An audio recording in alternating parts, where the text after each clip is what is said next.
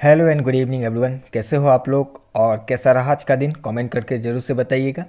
अभी हम चलिए कल के लिए प्लानिंग करते हैं। कल क्या हो सकता है निफ्टी एंड बैंक निफ्टी में, या फिर मेरा क्या व्यू है कल के दिन के लिए, मैं आपके साथ शेयर करने की कोशिश करता हूँ। बट उससे पहले आज का क्या ट्रेड था मेरा, मैं दिखा देता हूँ एक बार। आज हमने दो ट्रेड किया था। पहला जो ट्रेड है वो 24,950 के कॉल पर किया था। हालांकि अप साइड में यानी कि कॉल साइड में ट्रेड करने में मुझे कोई इंटरेस्ट नहीं था आज के दिन, बट फिर भी मुझे एक ट्रेड लेना पड़ा। कुछ स्ट्रक्चर ऐसा था देखते हुए मैंने ट्रेड लिया था। इस साइड पर अगर आप देखोगे इंडेक्स का चार्ट है, इंडेक्स में 25,000 का जो साइकोलॉजिकल लेवल है, यहाँ इसके नीचे आने के बाद प्राइस तुरंत ही अंदर चला गया था। फिर प्राइस इस जगह से सपोर्ट बिल्ड करके भी ऊपर जाने की कोशिश कर रहा था, जिस वजह से मुझे लगा कि शायद हो सकता है कि आज 25,000 को सपोर्ट बनाते हुए प्रीवियस डे के हाई की तरफ एक बार जाने की कोशिश करे। जिस वजह से प्राइस जब नीचे आया था, यहाँ पर हमारा एंट्री बना, जो कि इस वाले कैंडल पर एंट्री हुआ था, लेकिन हमने कॉस्ट पर इसको एग्जिट कर दिया। यहाँ पर एंट्री था, थोड़ा सा कॉस्ट के ऊपर ही हमने टेल कर दिया था इसको, और यहाँ पर हमारा ट्रेलिंग स्टॉप लॉस हिट हो गया। अब कॉस्ट पर एग्जिट करने का रीज़न क्या है? यहाँ पर अगर आप देखोगे, जब प्राइस इस जगह से फिर से बाउंस किया था, तो यहाँ पर से एक सेलिंग हमें नज़र आया था, राइट। और फिर प्राइस यहाँ पर आकर, नो डाउट ये हायर लो का फॉर्मेशन है, बट जब ऊपर गया था इस जगह पर प्राइस यहाँ पर अटकने लगा था, रुकने लगा था, काफ़ी हडल फेस करने लगा, ये ब्रेकआउट नहीं हो पा रहा था। इसको अगर जाना होता तो एकदम से प्राइस ब्रेकआउट करके चला जाना चाहिए था। यहाँ पर जो भी सप्लाई आया था, उस सप्लाई को कम्प्लीटली यहाँ पर खाकर ऊपर जाना चाहिए था, बट ऐसा नहीं हो पा रहा था, जिस वजह से मुझे वहाँ पर थोड़ा सा डाउट हुआ। समझ में आने लगा कि आज कहीं ना कहीं ये ट्रैप कर सकता है, अपसाइड में नहीं जा सकता, ये डाउन आने की ही चांसेस है, जिस वजह से हमने टेल करके इसको निकाल दिया था। एंड उसके बाद जो हमने सेकंड ट्रेड किया था वो पुट साइड में किया था, वो 25,050 के पुट पर था। इस कैंडल पर हमारा एंट्री हुआ एंड यहाँ पर इस कैंडल पर हमने एग्जिट कर लिया। वो ट्रेलिंग स्टॉप लॉस ही यहाँ पर हमने हिट करवा दिया था, और 1:3.5 का रिस्क टू रेशियो हमने अचीव किया था इस ट्रेड पर।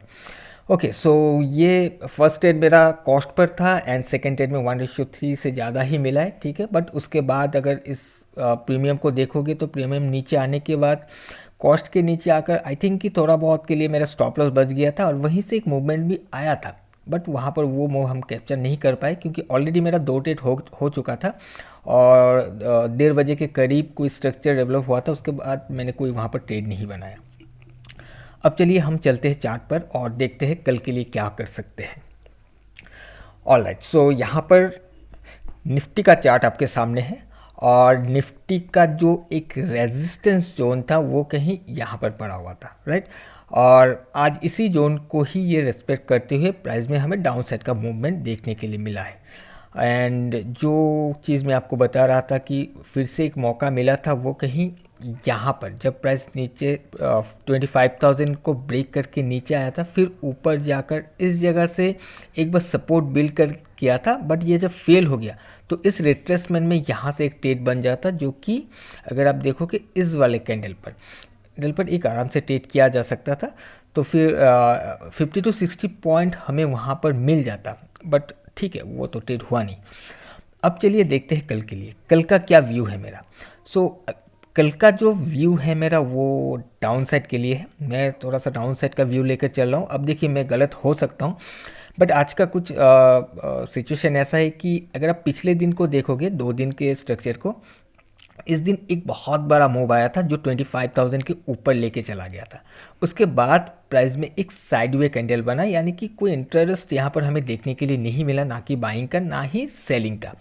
और आज के दिन वैसे भी ऐसा था कि स्ट्रक्चर, या अगर ये पहले ऊपर जाता है तो प्राइस फिर गिरने की ही कोशिश करेगा, क्योंकि कल का स्ट्रक्चर एक साइडवे था। तो अगर पहले ऊपर जाता है तो वहाँ से फिर रेजिस्टेंस मिलकर गिरने की कोशिश हो सकता है।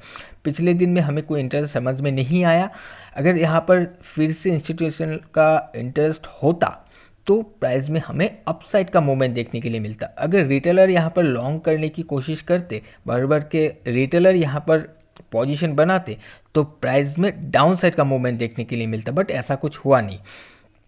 सो आज पहले फर्स्ट टाइम यहाँ पर ट्रैप किया गया है, जिस ट्रैप में हम भी शामिल हुए थे, बट हम यहाँ पर कॉस्ट पर ही एग्जिट कर गए थे। उसके बाद प्राइस में हमें डाउन साइड का मूवमेंट देखने के लिए मिला, 25,000 को ब्रेक करते हुए नीचे आकर क्लोज हो गया। यानी कि बहुत ही इंपॉर्टेंट एक लेवल को ब्रेक करके नीचे आके अभी क्लोज करके बैठा हुआ है। सो कल के दिन अगर 25,000 के नीचे ओपन होकर नीचे ही कोई रेजिस्टेंस बिल्ड होता है तो हम डाउन साइड के लिए प्लान करके चल सकते हैं। सबसे पहला यहाँ से एक सप्लाई आया था, ये एरिया इंपॉर्टेंट है, इसके ठीक ऊपर 25,000 का एक साइकोलॉजिकल लेवल भी है। सो हो सकता है कुछ यहाँ से गिरने की कोशिश करे या फिर 25,000 को फेल करके भी गिरने की कोशिश कर सकता है। सो 25,000 के नीचे ओपन होकर अगर यहाँ पर कोई कंफर्मेशन मिलता है, वीकनेस दिखता है, डाउन साइड का कंफर्मेशन मिलता है, तो हम शॉर्ट के लिए ही जाएंगे। और मेरा प्लान शॉर्ट साइड के लिए, मुझे ऐसा लग रहा है कि शायद इसको स्ट्रेंथ आने के लिए एक बार सपोर्ट पर आना चाहिए। और वो सपोर्ट कहाँ पर है? जो पहला एक सपोर्ट लेवल है वो कहीं यहाँ पर पड़ा हुआ है, जो कि 24,770 के आसपास है। एंड उसके बाद एक जोन है इम्पॉर्टेंट, बहुत ही इंपॉर्टेंट जोन है, जो कि यहाँ पर है 24,700 700 तो नहीं है, 680 से के आसपास से आप कह सकते हो कि 24,650 के आसपास का एक रेंज है, बहुत ही इंपॉर्टेंट है।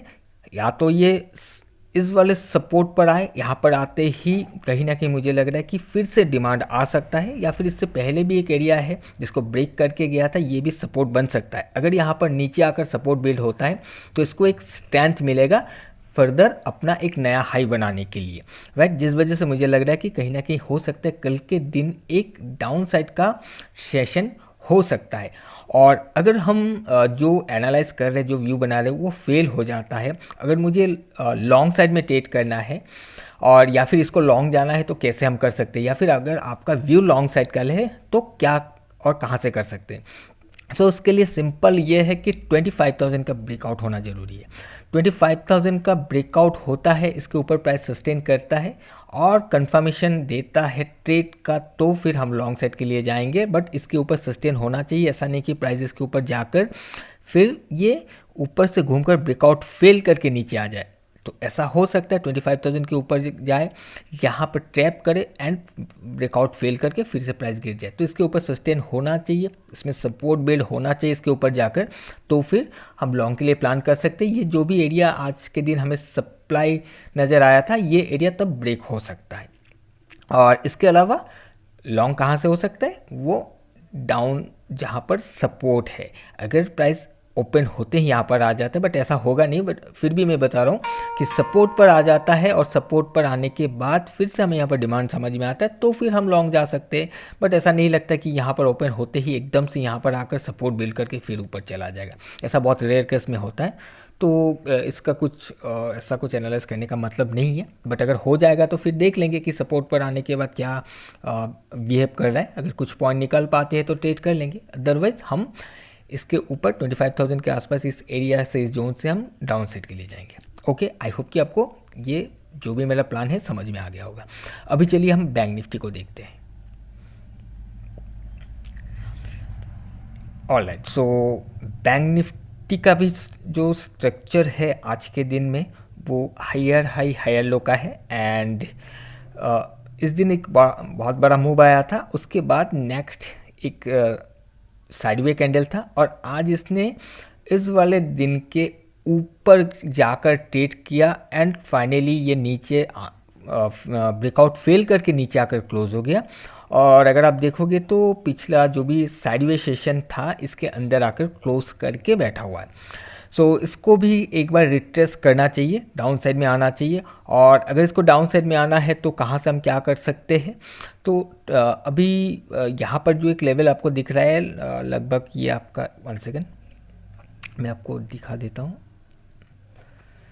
ओके, सो 55,400 का जो लेवल है इसके नीचे क्लोज किया हुआ है। और इसके नीचे ही अगर प्राइस ओपन होता है और इसके नीचे कोई भी कंफर्मेशन आता है, हो सकता है कि इसके ओपन होकर पहले एक बार नीचे आए एंड ये जो भी लो है इस लो को एक बार ब्रेक करता है तो वीकनेस हमें समझ में आ जाएगा। उसके बाद रिट्रेसमेंट में कंफर्मेशन आएगा तो हम डाउन साइड के लिए प्लान करके चल सकते हैं।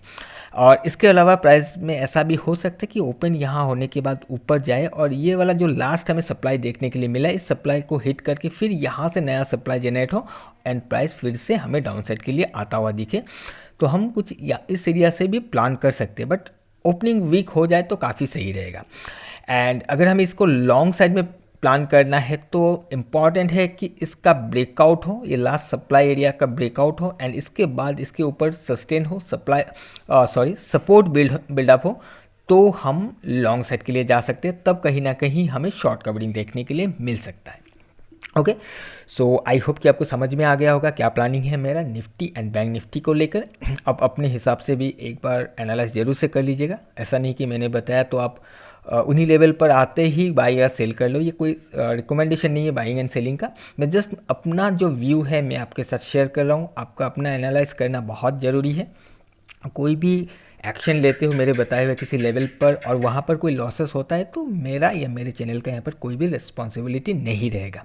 ओके, सो ध्यान से ट्रेड कीजिएगा। कंफर्मेशन आता है, अपने एरिया को देखिएगा। अपने बाई करना है तो आपको ये देखना ज़रूरी है कि किसी भी इंपॉर्टेंट लेवल के ऊपर जाने के बाद क्या वहाँ पर बाइंग इनिशिएट हो रहा है, क्या वहाँ पर बायर्स का स्टैंड देखने के लिए मिल रहा है, क्या शॉर्ट्स वहाँ पर फेल हो रहा है क्या, तो फिर वहाँ पर जाकर आप लॉन्ग साइड में प्लान कर सकते हो। अगर आपको शॉर्ट करना है तो आपको ये देखना है कि क्या बिग जोन पर आकर कोई बायर्स फेल हो रहा है क्या। अगर ऐसा हो रहा है तो फिर आप डाउन साइड के लिए प्लान करके चल सकते हो। तो कुछ इस तरीके से आपको कंफर्मेशन लेना है एंड उसके बाद ही एक्शन कर लेना है। ओके, सो चलिए आज के लिए इतना ही। हम मिलेंगे किसी और एक नए वीडियो में। Till then bye bye.